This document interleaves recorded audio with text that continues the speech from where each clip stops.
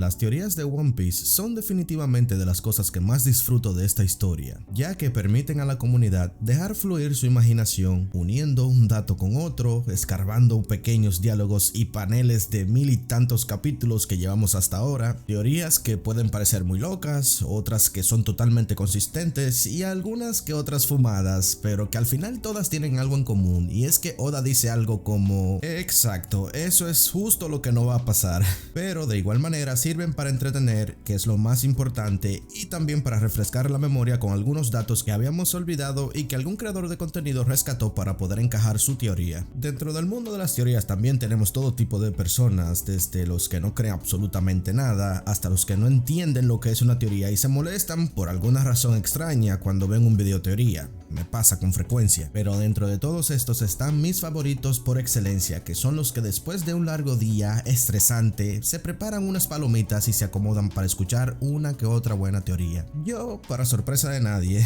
me la paso haciendo teorías por montones, de las cuales he tenido la fortuna de poder acertar con alguna que otra cosita, como una de las más recientes, hace 2 meses específicamente, la teoría del Valle de las Frutas, donde decía que una de las motivaciones de Xebec para ir a God Valley era por las frutas que se encontraban allí, y al final resultó ser que sí habían frutas allá, aunque aún no sabemos si esa era exactamente la motivación de Xebec, pero al menos estuve bastante cerca. Pero tranquilo, porque esta vez no te voy a mandar a ver ese video, ya que me he dado la tarea de hacer una recopilación de las mejores teorías de este canal y las he unido a todas en un mismo video, el cual será un video bastante largo, así que si eres de los que disfruta de las teorías tanto como yo, te sugiero que te acomodes para este video, que veas cada teoría y que me dejes saber qué piensas en la caja de comentarios.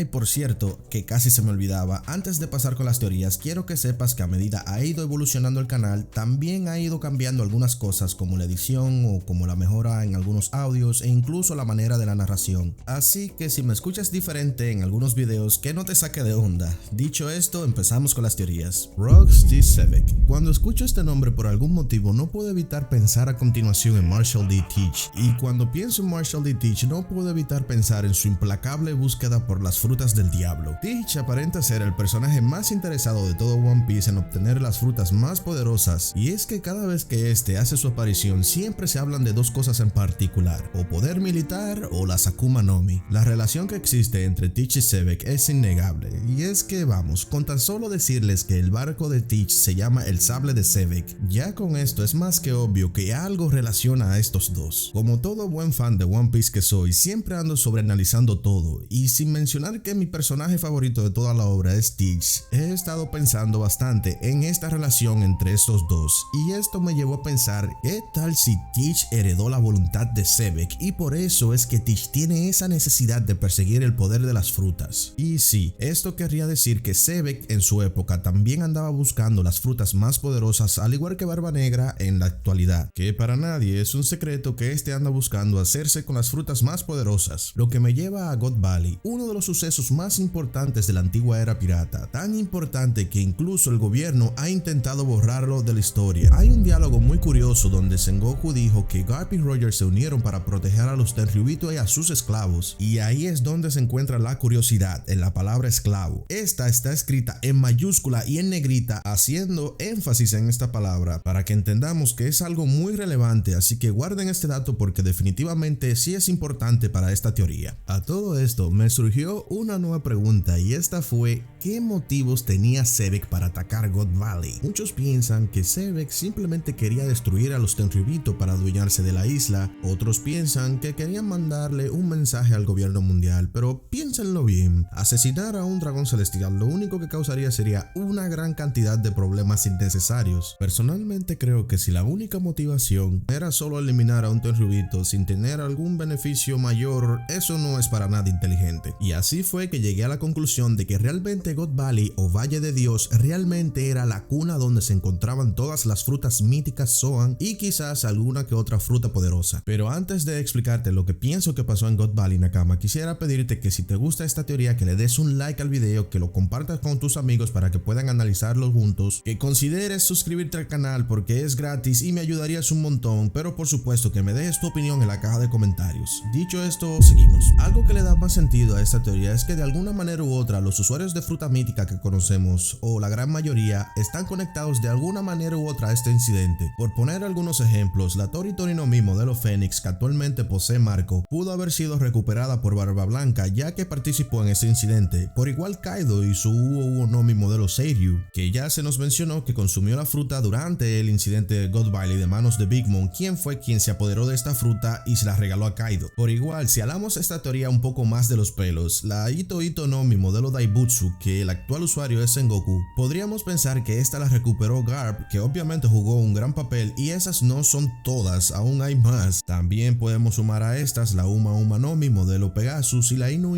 no Mi modelo Kyuubi no Kitsune, las cuales pertenecen a miembros de los piratas de Barba Negra, y estas pudieron haber estado bajo el poder de Ochoku, quien fue un miembro de los piratas Rocks, quien también participó en el incidente de God Valley, por supuesto. De Ochoku sabemos que de alguna manera se adueñó de Hashinosu luego del incidente de God Valley y que posteriormente fue derrotado por el mismísimo Marshall D. Tit, quien ya sabemos que ama las frutas del diablo. Y por último, en Wano se nos fue revelado que la hija de Kaido, Yamato, posee la Inu no Mi modelo Okuchi no Makami, y que Orochi, el ex shogun de Wano, poseía la Heavy no Mi modelo Yamata no Orochi. Yamato, por supuesto, sabemos que comió esa fruta por error ya que Kaido piensa de esa forma, y Orochi recibió esta fruta de manos de la vieja Kurosumi, quien casualmente fue pirata, y esta siempre estuvo muy vinculada a Kaido desde antes de llegar a Wano. Un detalle que me pareció gracioso, y es que de ser cierta esta teoría, todas las frutas que mencioné anteriormente fueron robadas de God Valley y posteriormente regaladas a alguien más. No es un dato importante, pero me pareció curioso. Algo más que estuve pensando aparte de las frutas es que no sé qué tan relevante sea este dato, pero los piratas Rocks, conocidos como los principales, eran 9, y esto, que podría parecer un dato menor o una mera casualidad, puede convertirse en algo con sentido si recordamos que en el capítulo 1086 se nos confirma que quien reinaba en God Valley era el mismísimo Figarland Garling, quien a su vez es el líder de los 9 caballeros celestiales. Y aquí es donde entra eso que les mencioné, que no olviden sobre Garp y Roger, que se unieron para proteger a los Tenryubito y sus esclavos, haciendo énfasis nuevamente a la palabra esclavos, que está escrito en mayúscula y en negrita. Entonces, ¿por qué tanto énfasis en esta palabra? Porque, a ver, ¿por qué querría un Tenryubito proteger a un esclavo si para ellos los esclavos y un gusano es prácticamente lo mismo? Y aquí es donde se complica más la cosa, y es que creo que antes de los caballeros celestiales apoderarse de God Valley, quienes realmente reinaban en esa isla y por quienes le pusieron el nombre del Valle de Dios era por los Lunaria. No sé para ustedes, pero para mí tendría todo el sentido, ya que si recordamos la saga de Wano, Marco tiene un pequeño recuerdo de Barba Blanca, contándole que hace mucho tiempo la tierra de los dioses estaba donde hoy está Marilloa, lo que me da a entender que de alguna manera los caballeros celestiales fueron capaces de derrotar a los Lunaria, quedándose así ellos en ese lugar, y los remanentes de los Lunaria, porque debe de haber quedado remanentes, ya que King solo tiene 47 años y por lo tanto debió de tener familiares de épocas más recientes. También nos dicen que King es el único de su raza, y si hacemos las matemáticas, el incidente de God Valley fue hace 38 años, lo que querría decir que King al momento del incidente tendría unos 9 años de edad, pero nació siendo un esclavo de los Tenryubito, más específicamente de la familia de los caballeros celestiales, quienes fueron los que volvieron a finalizar el trabajo, finalmente adueñándose por segunda vez de la tierra de los dioses, solo que en esta ocasión se llamaba el Valle de los Dioses o el Valle de Dios. Por eso tanto énfasis en proteger a los esclavos de los Tenryubitos, ya que eran una raza muy especial, y ya saben que los Tenryubitos son unos enfermitos que andan por ahí coleccionando razas o lo que sea que les dé morbo. Para seguir avanzando con la teoría de God Valley, King escaparía para poco después ser recuperado por la marina y entregado al gobierno mundial para que hagan los experimentos que tuvieron como resultado a los Seraphim, pero este es tema para otro video. Volviendo al tema principal, los piratas Rocks estaban tan confiados en que derrotarían a Garling que nunca contaron con la alianza entre Garp y Roger, y ese sería su gran error, lo cual tendría todo el sentido, ya que estoy seguro que todos nos hemos preguntado en algún momento cómo una banda de piratas compuestas por sujetos como Barba Blanca, Shiki el León Dorado, Kaido, Big Mom y el mismo Sebek y todos los demás, que asumo que son fuertes, pero como no tengo tanta información sobre ellos, mejor no los menciono acá. Pero de igual manera resultaba difícil pensar que todos esos piratas legendarios juntos pudieran ser derrotados, pero si ponemos a varios caballeros celestiales, a Garp y Roger y claro una armada de randoms, obviamente el desenlace suena más lógico, y con razón esta isla fue destruida y borrada por completo. La verdad es que me emocioné muchísimo escribiendo esta teoría, pero el video se me estaba haciendo demasiado demasiado largo y creo que es muy buena y no quisiera que se perdieran detalles por puro desgaste. Así que si le dan mucho apoyo a esta teoría, la comparten, se suscriben y me dan muchos likes, prometo traer la segunda parte cubriendo muchos detalles y expandiendo un poco más el tema de los Lunaria y sobre la relación de Teach y Sevek. Y es que quién lo diría, pero estos dos aparentan tener más cosas en común de lo que pensamos, tal y como le indica esta teoría, que si termina siendo cierta, entonces ya sabríamos el motivo por el cual Teach busca tanto las frutas, porque es pura voluntad de Sevek.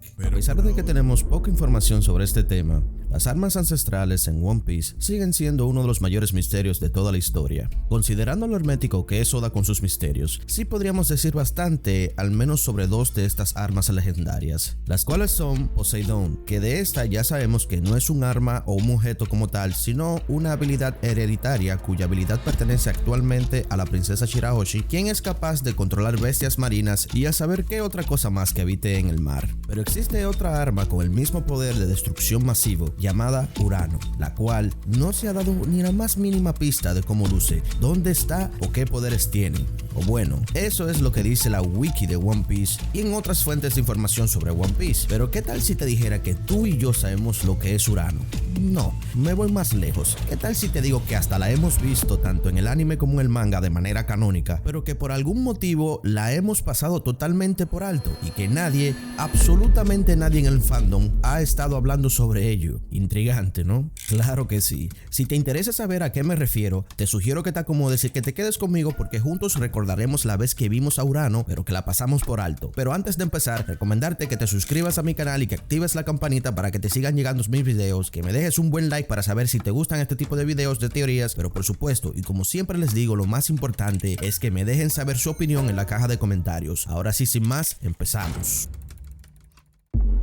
Las armas ancestrales son las armas de destrucción masiva más peligrosas del mundo y fueron construidas durante el siglo vacío. De estas solo existen tres, las cuales son Plutón, Poseidón y Urano. Estas armas no están limitadas a solo ser cosas inanimadas como las armas normales, sino que también pueden ser seres vivos, es decir, tratarse de una habilidad especial que solo un ser muy específico puede poseer, como es el caso de Shirahoshi. La primera arma en ser mencionada en la historia fue Plutón, que aunque todavía no ha aparecido en la historia físicamente, se han referido a ella como un antiguo barco de guerra capaz de causar daños masivos. Esta fue construida en Water 7 en algún momento durante el siglo vacío, y los carpinteros de esta isla mantuvieron los planos en resguardo como medida de seguridad en caso de que Plutón cayera en manos equivocadas. Pero por suerte el barco se perdió antes de que esto sucediera y los planos fueron pasados de generación en generación, y 10 años antes de la historia principal llegaron a manos del carpintero Gyojin Tom. La segunda arma en ser mencionada fue Poseidón. Esta fue mencionada por Nico Robin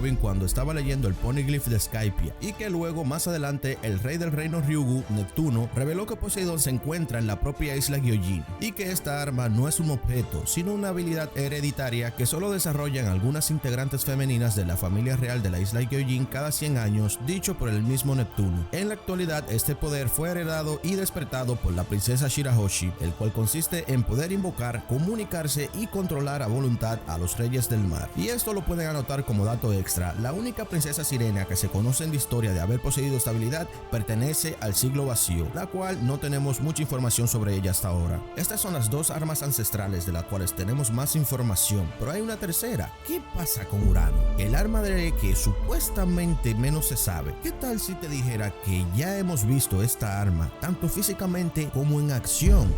¿Me creerías? Si tu respuesta es no, bueno, pues prepárate porque te va a estallar la cabeza. Para empezar a sacar conclusiones debemos de ir directamente al capítulo 594 del manga. Así es, lo que hoy en el año 2023 representaría una década, o sea, hace ya 10 años atrás, nos mostraron a Urano, más precisamente en esta escena que están viendo en pantalla. Para los que andan viendo en el formato podcast, les narro la escena. En esta parte del capítulo vemos lo que sería la situación actual de los supernova luego de los sucesos que pasaron en Marineford. Primero nos muestran a Kid y Killer, lo cual no tiene mucha relevancia en este video. Lo que nos interesa realmente es la presentación de la situación actual de Capone Beach, quien se encuentra en su barco comiendo muy tranquilamente cuando de repente sienten un brusco movimiento y uno de sus subordinados en estado estupefacto le dice: Padre, este barco parece que está flotando, a lo cual un incrédulo Capone le dice que se deje de tonterías y que maneje bien esa porquería. Al ver que la situación solo empeora, Capone sale de su comedor, mira hacia arriba y sus ojos no pueden creer lo que está viendo. Un cuerpo colosal que está alando su barco hacia su centro gravitacional y haciendo añicos el barco de Capone. Así es, Oda nos mostró a Urano hace más de una década atrás. Pero te conozco y sé que no me vas a creer y que necesitas más datos que vinculen a esta monstruosidad con Urano. Pues agárrate porque ahí te van. Un poco más atrás en ese mismo capítulo, Aokiji estaría hablando sobre la hazaña de Luffy, quien luego de todo lo acontecido en la guerra que fue llamada la Batalla de la Cumbre, Luffy volvió a Marineford y tocó 16 veces la campana de Ox. Aokiji intrigado le pregunta a Smoker, ¿tocó 16 veces la campana? ¿Qué significa esto? ¿Una especie de código o algo así? Tengan este diálogo muy pendientes, especialmente el número 16. Ahora avancemos un poco más en el mismo capítulo 594. El Comodoro Brand New nos diría lo siguiente: este mocoso tocó 16 veces la campana. Con solo tocar 2 veces esta campana ya dejaba entender que algo muy terrible había pasado, pero 16 veces es un número que significa una declaración de guerra. Aunque en realidad tanto Aokiji como Brand New se equivocaron, ya que la verdadera intención de Luffy era llamar la atención de todo el mundo para que le tomaran fotos y publicaran el mensaje de 3D 2Y con la 3D tachada, significando esto que se reunirían en 2 años y no en 3 días. Pero ¿y entonces por qué tocar la campana 16 veces? ¿Acaso fue casualidad que Luffy haya tocado 16 veces la campana? Si piensas eso, obviamente no estás viendo One Piece. Si no, entenderías que muy pocas veces Oda hace algo solo porque sí. En este punto ya Luffy había declarado la guerra al gobierno mundial en el momento que ordenó a Usopp a quemar la bandera cuando iban a rescatar a Robin. Y con esos 16 campanazos también declaró la guerra a la marina directamente. Pero ¿saben quién muchos capítulos después también declararía la guerra al gobierno mundial y la daría oficialmente iniciada? Así es, los revolucionarios, con Sabo yendo a Mary Joyce y destruyendo el símbolo de los dragones celestiales. Quemando la bandera del gobierno mundial o destruyendo el símbolo de los Tenryubito es como se le declara la guerra a esta organización. Sin embargo, la respuesta a esta declaración de guerra de los revolucionarios sería enviando a Urano a destruir el reino de Lucia, dejando caer sobre este reino 16 rayos. Ahora sí entendiste, ¿cierto? ¿Qué? ¿Que aún no me crees que eso que hizo polvo el barco de Capone Beach era Urano? ¿Que por qué un arma legendaria destruiría específicamente el barco de Capone Beach? Tranquilo, Serafín, que tengo respuesta para todas esas preguntas. Pero para responder todo esto, debemos de ir un poco más hacia atrás. Más precisamente en el arco de Skypiea. ¿Recuerdan cómo funcionaba el poder de Enel y su arca Maxim? La manera en cómo funcionaba el raigo de Enel, el cual consistía en lanzar rayos que eran capaces de destruir una isla completa y en lugares muy específicos, se debía a que el arca Maxim, utilizando la electricidad de Enel y agua, creaba unas nubes de tormenta, las cuales Enel, usando su haki de visión, utilizaba estas nubes como catalizadores del poder de su fruta y así haciendo que sus rayos llegaran al lugar preciso donde él quería. ¿No les recuerda esto a algo que pasó recientemente en el manga? Así es, esto es lo más parecido a la manera en como Insama, ubicando en el mapa y así con lo que creo que es su haki de visión, dándole las coordenadas a Urano tal y como lo hacía Enel con su raigo. ¿Qué? ¿Que estoy loco? ¿Que aún no me creen? Bueno, revisemos. Al momento en que In tachaba como objetivo la isla de Lulusia, un cuerpo colosal se posaba arriba de esta isla, cubierta de una gran cantidad de nubes de tormenta y liberando 16 rayos de energía. Es como fue borrada de la historia esta nación. Espera, ¿dije 16 rayos de energía? ¿Y 16 no fueron las campanadas que tocó Luffy? ¿16 no fueron la cantidad de campanadas que Brand New explícitamente dijo que se necesitaban para considerar una declaración de guerra? Así es, amigos. Estos 16 rayos fueron la respuesta de Insama a la declaración de guerra de los revolucionarios. Y en cuanto a Capone Beach, que sé que lo tienes pendiente, bueno, él solo tuvo la mala suerte de estar en el lugar donde Urano iba a recolectar el agua que necesitaba para crear las nubes de tormenta que luego utilizaría para borrar de la existencia Lulusia una década después para nosotros. No pasa nada. ¿Qué tal? Apuesto a que nadie te había dado tantos datos en una teoría, ¿verdad? A lo largo de la historia de One Piece, Oda ha utilizado diferentes recursos narrativos para hacer de su historia una experiencia inmersiva en la cual podamos sentir cómo cómo nos sumergimos en un universo fantástico, pero que a la vez no nos saque por completo de la realidad. Uno de estos recursos, y el cual considero uno de los más importantes, son las referencias constantes a comportamientos sociales que suceden en la vida real, siendo alguno de ellos como el racismo, que de este tenemos varios ejemplos, como es el caso de los Gyojin, quienes son odiados, repudiados y hasta temidos por los seres humanos que habitan en la superficie. Y aunque muy a pesar de todo, esta repugnante creencia nos ha traído grandes momentos en la obra, como lo fue el arrebato de Nami de las manos de Arlong, quien de alguna forma también es una víctima más de esta historia. Aún así, y muy lamentablemente, el racismo es algo que aún sigue latente en la vida real. Otras referencias que podemos identificar, y solo por mencionar algunas entre tantas, son la esclavitud, tratas de blanca, experimentos científicos con humanos, mafias, tráfico de influencias, chantajes, y la lista sigue y sigue. Pero en este video quiero hablar sobre una referencia de la vida real en particular, la cual sí ha estado presente dentro de la historia, pero que en los últimos capítulos se ha hecho mucho más latente, y esta es la referencia histórica sobre la religión, más específicamente el cristianismo. Interesante, ¿no? Claro que sí. Si te interesa saber a qué me refiero, te recomiendo que te acomodes porque juntos entenderemos un poco más sobre las referencias que ha hecho Oda sobre esta religión. Pero primero recomendarte que te suscribas al canal, actives la campanita para que te sigan llegando mis videos, que me dejes un buen like para saber qué tanto te gustan mis videos y por supuesto, y como siempre les digo, lo más importante es que me dejen saber en la caja de comentarios qué te parecen estas informaciones. Ahora sí, sin más, empezamos.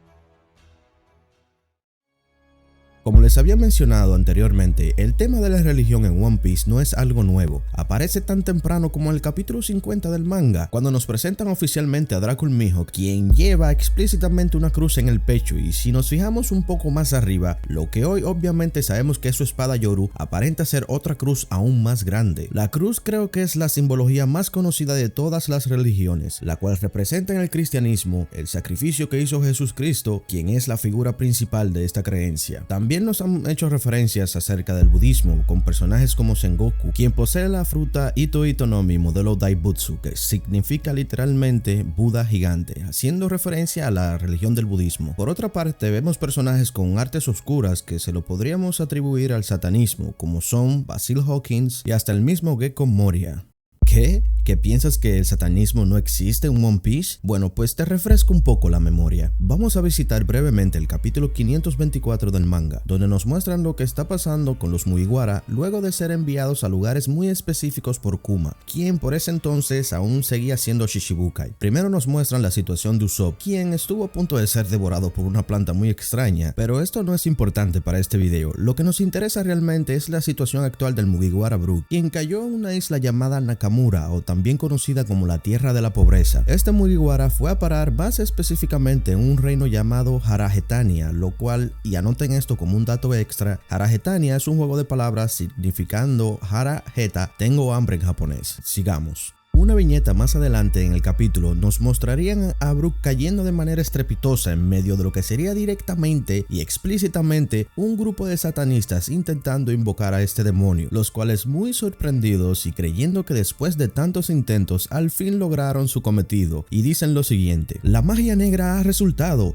sí, y tiene una apariencia horrible, no parece ser de este mundo, a lo cual Brook se levanta del suelo y con una cortina de humo y polvo se pregunta muy confundido que dónde estaba, que debe de haber salido volando o algo así, mientras que los supuestos invocadores lo llaman explícitamente Rey Demonio Satan Sama y le piden un deseo o algo así. Algo que también es muy recurrente es el término Dios, ya que hemos visto personajes que a lo largo de la historia incluso se han creído dioses. En la saga de Skypiea, por ejemplo, tenemos a personajes como Ganfal, Ubao y Enel, quienes se refieren a sí mismos como dioses. Sin salir de Skypiea, nos mencionan a otros dioses supremos, los cuales eran el dios del sol, que ya sabemos que se llama Nika, el dios de la lluvia, el dios de la tierra y el dios del bosque, que de estos no tenemos mucha más información. Aún así, este tema es bastante interesante y lo pudiéramos tocar en un video. Déjame saber en los comentarios si te gustaría que hablara sobre estos dioses. Teniendo todo esto en cuenta, vayamos al tema central de este video, y es que desde el momento en que nos introducen a In-Sama en el capítulo 906 del manga, es cuando las referencias a la religión del cristianismo se hacen cada vez más evidentes. A lo que me refiero es que este se nos muestra por primera vez en un lugar muy parecido a una catedral católica, que es donde se encuentra el trono vacío, el cual se supone supone que nadie debería ocupar. Pero si miramos un poco más de cerca este trono, veremos varias referencias que también podemos atribuir a la misma Iglesia Católica, y es que el espaldar de este luce prácticamente igual a la Plaza San Pedro del Vaticano, y cabe mencionar que la figura más importante de esta religión, la cual es el Papa, a quien los creyentes consideran a este ser la representación misma de Dios en la tierra, tiene una túnica muy específica y un trono que le pertenece solo a él. Con la llegada de Ima a la historia, podríamos decir que prácticamente se está hablando del libro del Apocalipsis de la Biblia cristiana, y que tomando partes de algunos sucesos de la historia de esta religión, Oda ha estado rellenando toda la trama actual con referencias a esta creencia. Pero te conozco y sé que necesitas algunos ejemplos, pero tranquilo Serafín, que yo te los traigo. En la Edad Media existía una práctica conocida como oscurantismo que se le atribuía directamente a la Iglesia Católica. Esta práctica consistía en ocultar o modificar a conveniencia el conocimiento a sectores populares, entiéndase a la gente pobre o que no pertenecieran directamente a familias importantes de esa época. Algunos de estos métodos que se utilizaban en esa época para ocultar la información era la destrucción de datos históricos, persecución y asesinato a personas que intentaban democratizar esta información e incluso la quema de bibliotecas que contenían información muy importante sobre la historia. ¿No les suena esto como algo que ya conocemos en One Piece?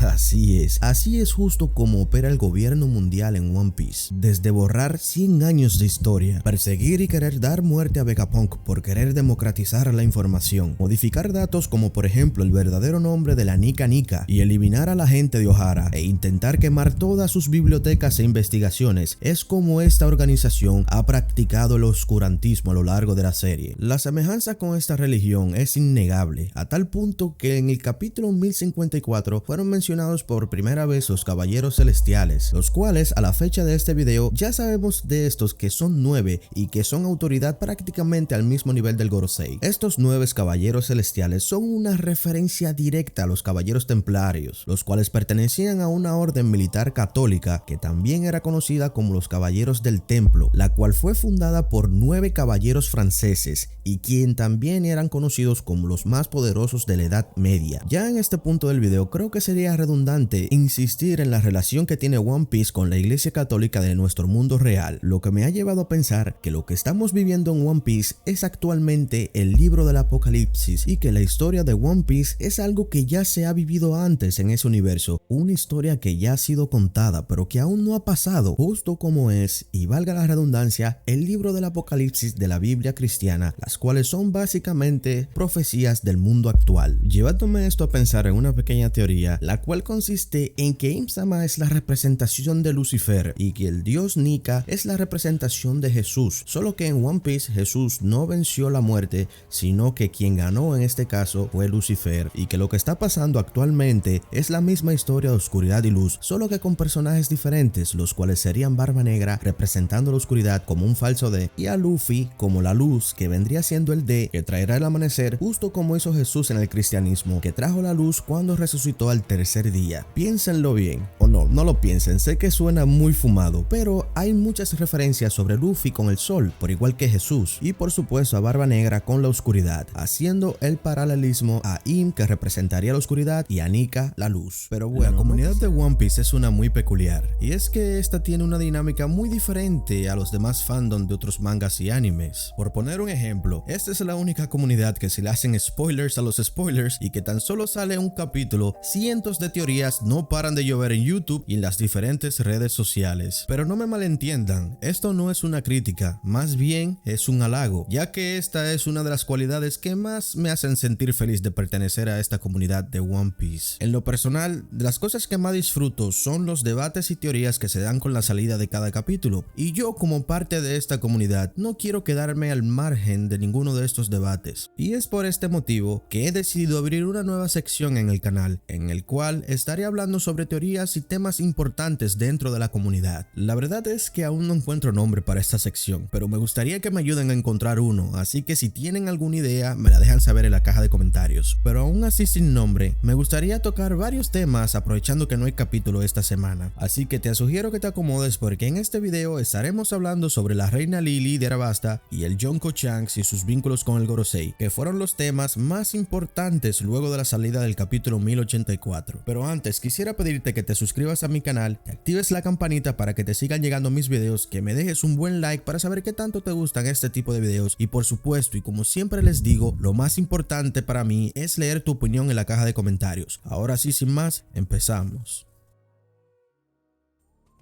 Primero vamos a empezar con el tema de la reina Lily de Arabasta, la cual con su mención en el capítulo 1084 del manga ha inundado las redes sociales con teorías de las cuales quiero mencionar algunas de las más sonoras y también contarles cuál teoría me parece la más potable. La primera teoría sobre Lily es la más popular de todas y es que Lily realmente es la fundadora de Amazon Lily, y esta va de lo siguiente: en el momento justo que se estaba forjando lo que hoy conocemos como el gobierno mundial, estaban reunidos los 20 reinos estocando el suelo con sus espadas frente al trono vacío. La reina Lily se habría percatado de que detrás del telón algo muy bizarro estaba sucediendo. Este hecho, al cual a ella le resultaba repulsivo, la hizo cambiar de opinión y que momentos antes de que llegara su turno de clavar la espada, esta decidió huir. Corrió a su litera en el barco en el cual se preparaba para huir. Una vez allí, escribió una carta la cual decidió enviar con su confiable mano derecha, quien era el usuario de la Tori Tori no Mi modelo halcón de esa época, para que avanzara lo más rápido posible, ya que más importante que su propia vida era que esa información se pasara de generación en generación. Mientras tanto, y justo como ella lo predijo, su barco fue atacado por los soldados del gobierno, y aunque estos lograron destruirlo, dando por muerta a la reina, esta de alguna manera logró salir con vida, encallando en una isla habitada por mujeres que se hacían llamar amazonas. Lily, a sabiendas de que no puede regresar a Arabasta porque volver significaría poner a su reino en peligro, decidió quedarse en esta isla, y gracias a su temple y cualidades de líder, esta lograría dirigir a esas mujeres, y las cuales por agradecimiento denominarían esta isla como Amazon Lily. Pienso que esta teoría no está nada mal, aunque a mí en lo personal me gusta más la siguiente teoría, pero esta se la escuché a Rocinante, el director de la wiki de One Piece en español, así que un saludo y los créditos para él. Esta teoría va de lo siguiente: Lily es Im,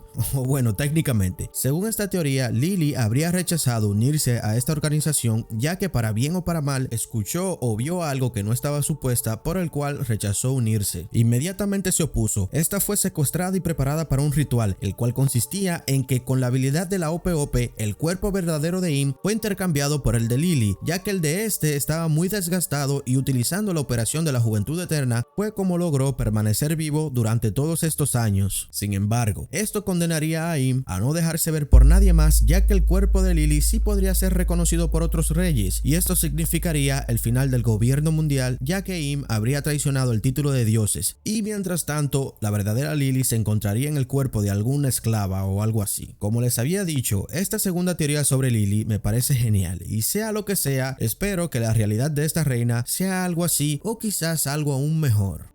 Bien, esas son las teorías que más me han llamado la atención sobre la reina de Arabasta, Lily. En la segunda parte del video vamos a estar tocando el tema sobre el pelirrojo, del cual se ha estado hablando mucho luego de que en el capítulo 1083 se nos mostrara la silueta de los caballeros celestiales, en la cual uno de ellos tiene una similitud con Shanks que es innegable, y debido a esto se ha estado teorizando bastante sobre el Yonko. Hay teorías desde que este caballero celestial es un clon de Shanks, que si es un hermano oculto, o hasta que es su propio padre, y yo la verdad no quise ni siquiera elaborar estas teorías en este video, ya que siento que estas tienen solo como único sustento es el hecho de que cuando Shanks visitó al Gorosei no se le vio la parte de la cara donde el Yonko tiene la cicatriz, y que por eso debemos de entender que Oda tiene alguna intención al ocultar esto. La verdad es que estas teorías me parecen muy trilladas, cliché y hasta un poco simplistas. Honestamente, yo considero a Oda un escritor fenomenal y confío en que hará algo más elaborado desde mi punto de vista, claro. Pero claro, no quiero concluir así de simple con el Yonko Shanks, así que les contaré algo para hacernos una idea de la identidad de este caballero celestial.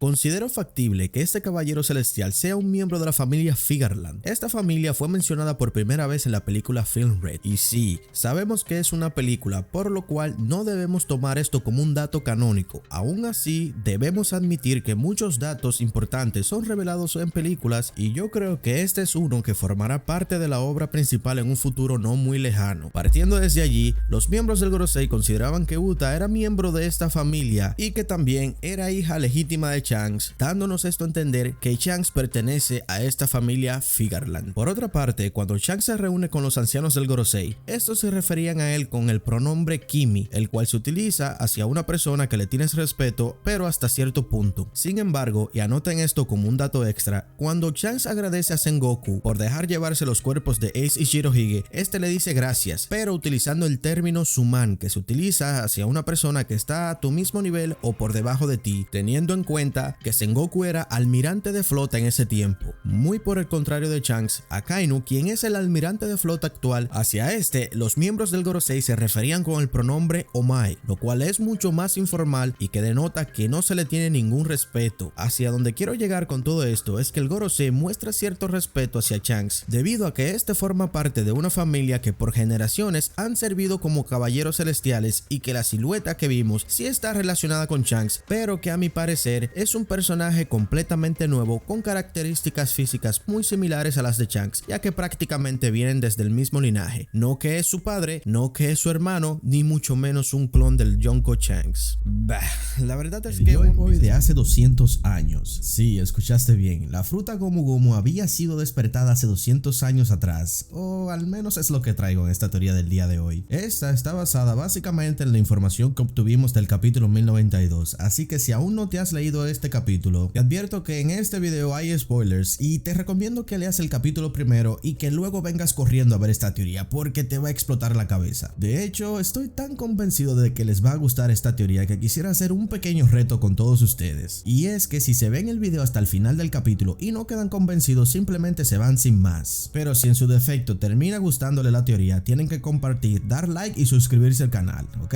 Ok, ahora sí, sin más, empezamos. En el capítulo 1092, precisamente en la última página, Luffy se transforma en su modo gigante y toma a Kizaru como si fuera un muñeco de Toy Story. Pero lo interesante de esta escena es que vemos cómo se encienden los ojos del robot que según Vegapunk tiene aproximadamente 900 años de antigüedad. El capítulo nos da a entender que lo que encendió a este robot fueron los tambores que retumban en el gigante corazón de Luffy, ya que aparecen las típicas onomatopeyas que aparecen cuando estas suenan. Si miramos un poco más hacia atrás, en el capítulo 1067, Vegapunk nos dice que este robot atacó a Marilloa hace 200 años, pero que este fue creado aproximadamente 900 años atrás. Aún no se sabe de dónde vino o cuál era su propósito, pero el gobierno mundial ordenó destruirlo por completo. También nos explica que este robot no fue destruido por la curiosidad de los científicos de esa época y que por la única razón por la cual este robot seguía existiendo es porque la información se ha pasado a través del tiempo y ni siquiera el gobierno mundial sabe de su existencia. Luego vemos que paralelamente Shaka está contando la misma historia. Agrega que este robot escaló la Red Line. Inmediatamente leí esto, no pude evitar relacionar todo lo que está pasando con lo que estaba haciendo Kuma actualmente en ese mismo momento. O sea, Kuma estaba escalando la Red Line para llegar a Marilloa. Lo que pensamos muchos en ese momento es que este estaba volviendo a donde se supone que debería estar, ya que recuerden que todos los recuerdos de Kuma fueron borrados y que fue programado para ser un esclavo más de los Tenryubito. Hasta el momento ahí lo dejé y no volví a pensar más en ese asunto de Kuma, ya que no teníamos más información sobre el tema. Pero esto ha cambiado con el capítulo 1092, ya que me llegó a la idea de que Vegapunk convirtió a Kuma en un robot basándose en ese robot gigante. Después de todo, él mismo dijo que las investigaciones que se han hecho sobre ese robot han pasado de generación en generación entre científicos y Kuma ha sido llamado varias veces robot sin alma durante la historia. Así que podría ser que Kuma haya estado tratando de cumplir la misión de destruir, o mejor dicho, proteger lo que sea que estaba en la cima del Red Line. Y esto concuerda muy bien con mi teoría pasada sobre cómo el gobierno acabó con los Lunaria que según Barba Blanca vivían arriba del Red Line, donde ahora se encuentra Marilloa, así que si no te has visto esta teoría te la recomiendo. Pero volviendo con el tema principal, ya que nos mostraron en el capítulo 1092 que el robot encendió luego de escuchar los tambores de la liberación, inmediatamente muchos en la comunidad se comenzaron a hacer la misma pregunta: ¿por qué no se activó el robot cuando Luffy peleó contra Lucci si sonaron los tambores? Y yo creo que tengo la respuesta, aunque es bastante simple la verdad. Lo que sucedió aquí es que el robot es un gigante, o sea, literalmente es inmenso. En esta imagen podemos apreciar cómo los edificios parecían juguetes frente a este robot, por lo tanto, un titán colosal como este obviamente necesitaría más potencia en los tambores para poder escucharlo. Fue justo lo que pasó cuando Luffy se transformó en un gigante y agarró a Kizaru. Estoy seguro de que fue la energía que emana Luffy que despertó al robot, ya que el mismo Shaka dijo que la razón por la cual no podían replicar el poder que hacía que este robot se moviera es porque este era un poder suficiente como para cambiar el sentido común de lo que hoy en día conocen. Y vamos, este se refiere obviamente al poder de Nika, ya que se nos ha mencionado varias veces que este es el poder más ridículo del mundo. Y aquí es donde esa frase de Shaka cobra más sentido, ya que aparentemente las leyes físicas de esa época eran totalmente diferentes a las del mundo actual de One Piece. Pero eso ya es para otro video. Volviendo al tema, el hecho de que Luffy haya tenido que volverse gigante para poder activar al robot gigante me hizo inmediatamente recordar esta escena donde Imu estaba contemplando un sombrero de paja gigante mientras observaba una foto de Luffy, y en ese mismo momento me explotó la cabeza, ya que Vegapunk dijo que ese robot había sido despertado de repente y empezó a escalar en Marilloa, quizás pensando en que tenía que cumplir con su misión de hace 900 años, al igual que Kuma pudiera tener esa memoria muscular del robot y que crea que tiene que cumplir esa misma misión. Y aquí es donde está el detalle: que este robot haya despertado quiere decir que tuvo que escuchar los tambores de la liberación hace 200 años, pero obviamente Luffy no existía en ese tiempo. Y ahí es donde entramos de lleno con la teoría de que en esa época existió otro Joy Boy que despertó la fruta Nika Nika y que también era un gigante. Porque sí, tenía que ser un gigante por dos motivos. El primero es que el sombrero de paja que estaba mirando Imu era un sombrero de paja gigante, y eso explicaría por qué hay dos sombreros de paja, uno gigante y otro de tamaño de una persona normal. Y lo segundo es que Luffy tuvo que convertirse en un gigante en orden de poder encender a este robot. Pero esto no se queda ahí, porque sé que se van a preguntar que si Joy Boy no tenía que ser un D, y sí, tienen la razón, todo indica que sí, pero recuerden que Saúl es un D, siendo su nombre completo Jaguar D. Soul, y este mismo dijo que toda su familia llevaba la letra D en su nombre. Y como un dato más importante para esta teoría, Saúl tiene 127 años, lo que implicaría que el Joy Boy al cual perteneció el sombrero de paja gigante que está en la recámara fría de Imu y el cual despertó al robot de hace 200 años fue un Jaguar D, familia de la cual es descendiente Saúl. Y es que pregúntense, ¿quién es el único D que es de una raza distinta a los seres humanos? Dejen, yo se los digo: Jaguar D. Soul.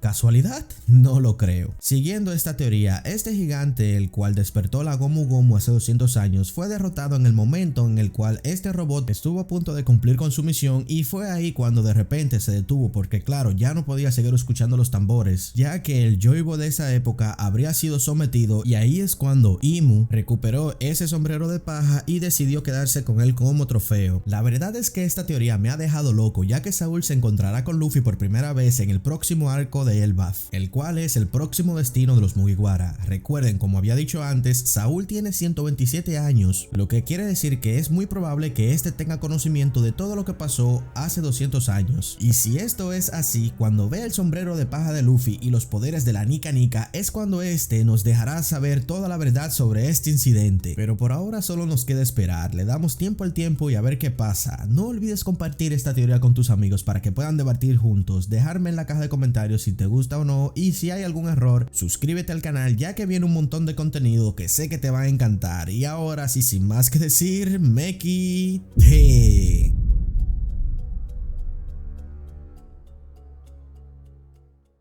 Al igual que en cada capítulo de One Piece, los capítulos 1087 y 1088 crearon una gran cantidad de debates y teorías en la comunidad. Algunos más interesantes que otros, por supuesto, pero en este video solo vamos a tocar los temas que se han hecho más relevantes en la comunidad. Pero antes debo aclarar que este video no es una review, pero sí vamos a sacar extractos de los capítulos para poder contextualizar. Dicho esto, te sugiero que te acomodes porque en este video vamos a analizar temas como si está infravalorado o no el Capitán Kobe, o si en realidad Garp es un vendehumo o no, como se ha estado comentando recientemente. También les traigo alguna que otra mini teoría sobre el ex almirante Aokiji y qué es lo que pienso que va a pasar con el héroe de la marina Garp. Interesante, ¿no? Así es. Pero antes de pasar al contenido, quisiera pedirte que te suscribas al canal, que actives la campanita ya que estamos muy cerca de llegar a la meta de 1000 suscriptores, que me dejes un buen like para llegar a más personas, pero por supuesto y como siempre les digo, lo más importante para mí es leer su opinión en la caja de comentarios. Ahora sí, sin más, empezamos.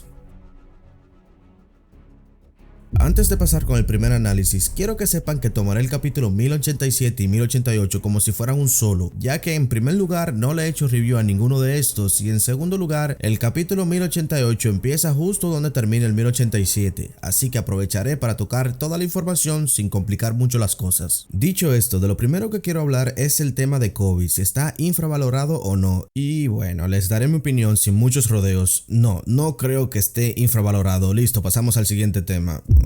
Ok, no es cierto. Verán, a pesar de todo el hate que ha recibido Kobe y todo eso, yo siempre le he tenido mucha fe a este personaje y estaba intentando no profundizar mucho en este tema, ya que el futuro héroe de la marina objetivamente no sale muy bien parado. Aún así, por todo el respeto que tengo hacia ustedes y a toda mi audiencia, les explicaré por qué pienso que Oda ha hecho que Kobe se gane todo este hate. Y es que es eso, el culpable de todo esto ha sido Oda, por lo pretencioso y por la proyección que le ha querido dar a este personaje. Oda nos ha dirigido a pensar dos cosas muy importantes. La primera es que de alguna manera Kobe algún día será rival de Luffy y de que también será el futuro héroe de la marina. Y miren, quizás antes teníamos dudas sobre qué tan fuerte era Kobe, pero con la demostración de poder físico que demostró tener en el capítulo 1088, más específicamente con su ataque, el Honesty Impact, que por cierto, qué originales poniendo nombres a ataques me salieron Kobe-Changs.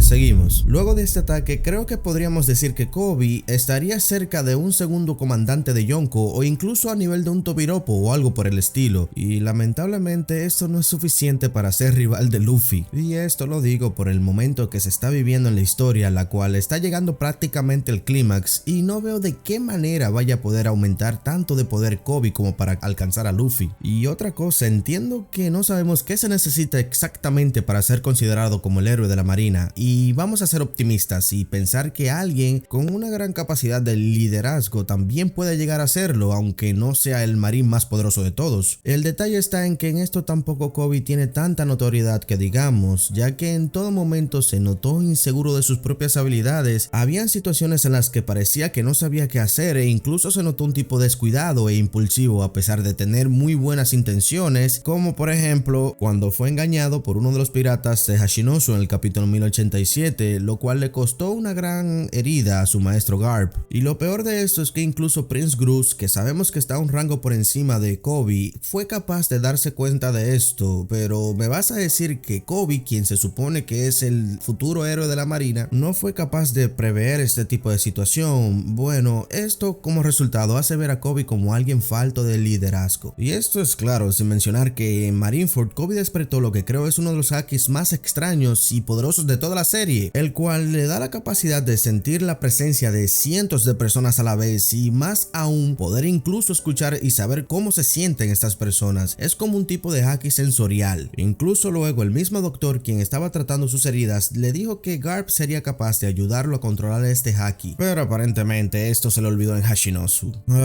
Ya me estoy enojando realmente y quiero terminar con este apartado de Kobe honestamente, pero antes quiero terminar diciendo que estoy claro que Kobe terminará siendo uno de los marines más poderosos e impresionantes de toda la obra, aunque repito, estamos casi en el clímax de la historia y el power up de Kobe va a pasar, aunque será inverosímil ya que debió haber estado en un nivel mucho más avanzado para este punto de la serie. Y por esto y muchos más motivos, los cuales no quise poner en este video porque tengo otros temas que tocar, es que creo que Kobe no está siendo infravalorado y que de hecho siento que la gente tiene poderosas razones para sentir disgusto por este personaje. Así que no te sientas culpable si te molesta Kobe, porque quien realmente tiene la culpa de todo esto es Oda.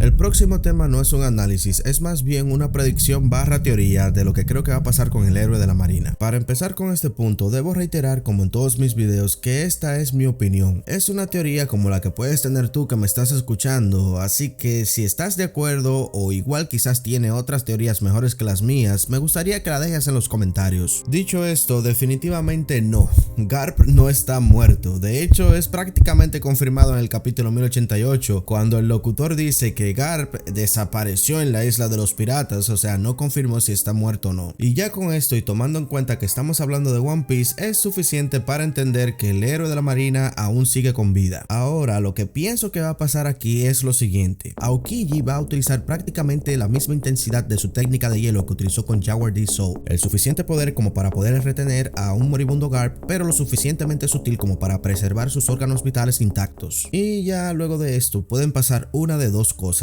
La primera es que los miembros de los piratas de Teach van a debatir entre ellos si deberían de matar a Garp para conseguir la recompensa que está ofreciendo Cross Guild. Aokiji va a sugerir que esperen a Teach para que traten de negociar la vida de Garp con la marina, ya que ahora sí tienen un marín que, aparte de ser un marín legítimo, es el símbolo de la paz, y obviamente no pueden darse el lujo de que piratas expongan a la marina como débiles. En primera instancia, Akainu va a resistir discutir la idea de negociar con piratas porque odia a Garp casi tanto como detesta a los piratas, pero creo que luego entrarán en un consenso donde van a intervenir Sengoku, Tsuru y el mismo Kong, y Akainu se verá en la obligación de ir a rescatar a Garp. Teach inteligentemente evitaría un enfrentamiento con la marina ya que Hashinosu ha sufrido muchísimo daño, y al final decidirá entregar a Garp, no sin antes Oda mostrarnos el reencuentro épico de Aokiji y Akainu, quienes solo se mirarán fijamente desde lejos. Luego de esto, Garp se incapacitaría y se alejaría de la marina para que así el puesto de héroe de la marina ya sí pueda estar vacante para que Koby pueda ocuparlo. Esa es una opción. La segunda opción es que pase todo lo anterior a excepción de que Teach decida no negociar con Akainu y que Garp sea entregado a Cross Guild, donde por decisión de estos se anunciaría la ejecución pública del héroe de la marina, para así esta agrupación seguir con su plan de desmoralizar a la marina y mandar un mensaje contundente a la sociedad civil. Esta última la veo más posible ya que ahora mismo la prioridad número uno de Akainu es Cross Guild, como vimos en el capítulo 1086, y también esta sería la situación perfecta para que se dé el enfrentamiento entre la marina liderada por Akainu y Cross Guild encabezada por el mismo Ojos de Halcón. De estas dos últimas teorías tengo material para hacer un video aparte. Si te gustaría que haga un video hablando específicamente sobre estas, déjamelo saber en los comentarios. Como último tema de personas, pero por supuesto y como siempre les digo, lo más importante para mí es leer su opinión en la caja de comentarios. Ahora sí, sin más que decir, me quité.